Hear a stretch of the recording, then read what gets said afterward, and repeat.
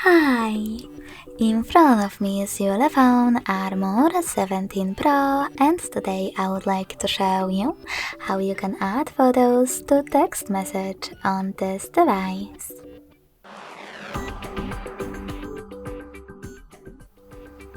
Begin by opening Messages app. Now select one of your contacts or one of your chats.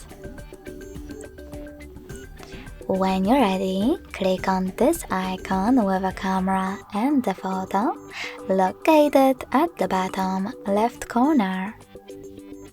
Now you can select your photos from here by tapping on them, or click on Gallery section and select them from here. I will go with those two. When you finished, click on Add at the top right corner, and as you can see after that, my picture was successfully added to text message. Thanks so much for watching. If you enjoyed this video, leave a like, comment and subscribe. Bye!